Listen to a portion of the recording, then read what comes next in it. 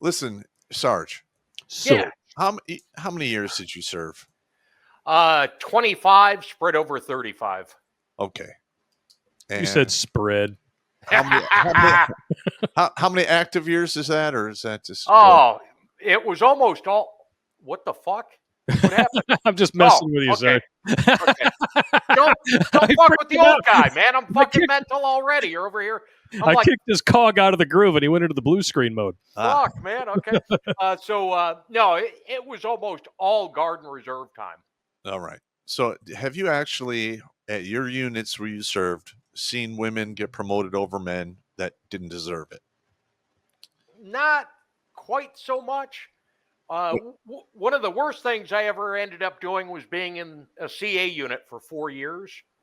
Because you had 5 or 6 year fucking time and service fucking staff sergeants, and I was a prior service staff sergeant coming back in, and I'm talking to somebody who's the same fucking rank as me that doesn't know dick about dick.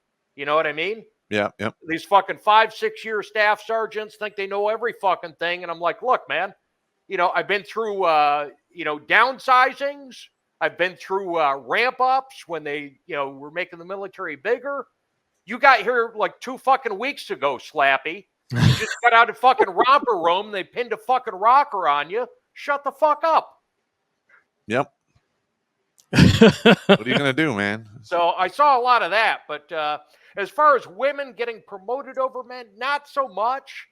It was like an equal fucking grab bag, because you figure, especially when they stood up a unit in only like 2006 or 7, you figure by 2011, it's still a fairly new unit. So they were just throwing fucking rank at So you were in use of KPOC, right?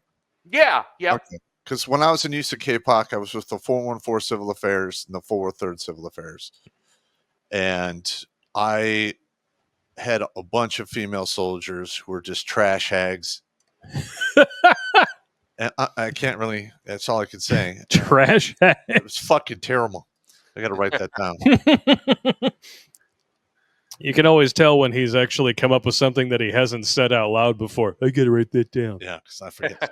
Let me write it down with my dick. But the thing is, if you don't pass PT or height and weight, I think you have 2 times to pass, and then they do a packet on you for separation. Either it could be failure to adapt or whatever. While I was at the 414, I filled out 13 or 14 of these packets to put these female soldiers out of the service. Not one of them was put out. I filled out packets on male soldiers. Every single one was discharged administratively for failure. Damn. I lost at least half a dozen really good NCOs who got passed up for promotion for female NCOs who barely passed PT, barely passed height and weight, never had a deployment. And I had some 1E5 who's unfortunately now deceased. He had 3 deployments, 2 to Iraq, 1 to Afghanistan, air assault, airborne qualified, CIB. I looked at his NCORs. Some of the bullet points were, courage under fire, which is probably the best comment you can have on an NCOR. And literally, they passed him up, and they gave it to some feckless, trash hag who's half in the bag. Trash hag, half in the bag. Yeah. So this guy was a squared away combat arms NCO, and he got passed over by somebody with a gas-o-matic pussy dispenser? Correct. That's what you're fucking telling me? Yeah, that's exactly what happened. And, he just said, I'm out. Pussy dispenser. Yeah, he literally said, hey, Sergeant Pop, this is ridiculous. I should get promoted to E6. I can't believe I got passed over. I'm not re-enlisting. And I've seen that same thing, play out probably 5 to 8 times. Oh, you want to see what's going on in the private sector? This literally came up after we had this stream all planned. It was like gifted to us. It was a Reddit post by a dude who decided to do his own little bit of a research by kind of like what you used to do on Craigslist with the dating apps. Yeah. It's essentially the same sort of thing. He said 100 applications as a man and as a woman. So I did an experiment, work in CS, and decided to test what the gender bias is. So I took my CV and changed the name to a female name, sent it out with my real name, and then a few days later or a few days before with a female name.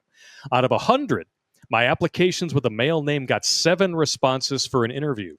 Out of 100, my applications with a female name got 45 responses for an interview. Wow. Gets better. So it's a 650% more likely chance to get a callback. Resumes were identical, other than the names. Holy crap. So then I thought, what about someone looking for working class jobs, like restaurants, servers, hosting? So fake resumes, responding to Craigslist ads, both male and female names. Out of 100 applications, the one with the male name, 10 responses. Female name, 87 responses. That's 87% return rate. That's insane. Now, you just know that if somebody in the media were to do this exact same experiment and it were to be in favor of males by even 5%, they would screech and ree and say that it's proof of patriarchy and women, need to be uplifted and men need to get out of the way. Fuck you guys right in the ass, because this is the reality on the ground. Yeah, it is. And you know what? I have a feeling that, listen, we already have the DEI problem. We've had the Me Too issue. There's a lot of companies that got rid of a lot of male employees because of the Me Too issue. Yep. That are now facing, lawsuits. Yep. Yeah, just a bit. It's hitting the bottom line.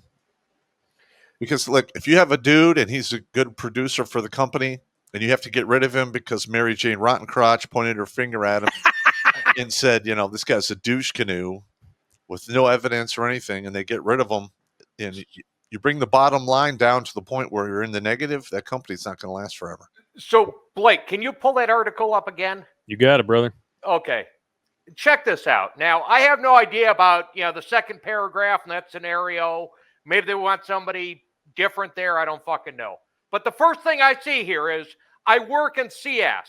Is that cocksuckery? Because if it is, I am totally on board with the responses where you typically want a woman to suck that dick. That's very true. Unless you're swinging funny, okay? Yeah. So I'm shocked they even got 7 responses for a guy. Yeah. Like, who wants a guy to come over there and polish his fucking knobs, sickos? That's very true. Or what is CV? Cock vivisection? That'd be bad, right? Yeah.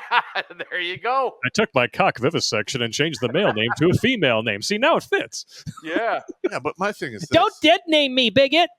Yeah. I'm just wondering when this whole thing is going to turn around at some point. It already is. I mean, Microsoft completely laid off their entire DEI team. They're gone. Yeah. They said it's not a sustainable business model, which we've been saying for years, and we were called bigots for doing so. In fact, now CNN's new cope in their attempt to astroturf, come swallow a heels up, pull my hair is DEI hire is the new face of bigotry. In fact, if you scroll down here, you can see the exact quote that's being parroted by all the leftoids who don't have anything better to do than watch Pornhub and touch themselves. They really want to say the N-word. We all know what these folks really want to say when they say DEI mayor. So now they're saying DEI is the new N-word. So you're not allowed to say it. Okay, fine. Then we just call you hard R's. How about that? Well, listen, I came up with the phrase istophobe igot. Istophobe for this reason. We are where we are right now in the United States because we've had a bunch of men blamed, shamed, and guilted into silence. Yep. And we're literally going off the rails, and it's a slow motion train wreck right off a cliff. And those who'd say, hey, that's a DEI hire behind the wheel, it's fucking everything up. Oh, you're a bigot for saying. Yeah, you're a bigot. Listen, we have planes falling apart in the sky. Yep.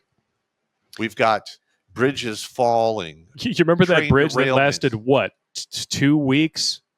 It didn't even have that bridge that all those women construction workers built. 4 years ago. It lasted less than a month or something like that, and just collapsed. But it fell down. So here's one positive thing. You'd retired out by the time they did this pop. Wow. They changed promotion packets in the Army where you no longer have a DA photo. Now, honestly, there are certain names that you just know who they belong to without seeing a picture, right? Like if the first name on a soldier is Shaniqua, you pretty much know, right? Oh man, hang on here. Hey, Sergeant, this we're going to go off in the weeds here. This is a funny story. Oh boy. When it comes to promotion photos, your DA photo, right? They used to have it when I was stationed here in Southfield, Michigan. They used to do the photos at Tancom, and I knew the guy there, and my commander went in there and got his DA photo for, I think it was Major. And I go there to get mine done, and I see he has one. I go, hey, man, can you put a wig on this guy? He's like, what? Oh, yeah, I know you could do some whiz-bang stuff. And can you put a wig on this guy? Whiz-bang. So we put a hot pink, long-haired wig on him. I had him print out a picture. It was like one of those ones you put on the wall for the commanders. Damn! And I put it in there, photo. and I hung it on the wall. Oh! And it was there for like 2 or 3 weeks. So finally he comes to my door. He's like, hey, Sergeant Pop, do you know anything about this pink wig on my head there? I'm like, maybe. And he's like, I will get revenge. I'm still waiting on my revenge for the head on the wedding dress, to be fair. Oh, no, I'm cool with that, man. Yeah, no. Well, I mean, if it came now, it would be a surprise. Yeah. That's all I'm saying. But he did the same thing to me. He went there and had him, like my DA photo. He put like a handlebar mustache on me and did all kinds of. You should use that picture for your honorary Kentucky Colonel certificate. Just put it right next to it on the wall. If I can find it, yeah. I like to cook fried chicken in vaginal grease. Watch Grunt Speak live every Tuesday and Thursday at 8 p.m. Eastern. And if you want to join Pop for Supporter Sundays, go to redonkulous.com/donate and make a monthly pledge. A link is in the meat caser box.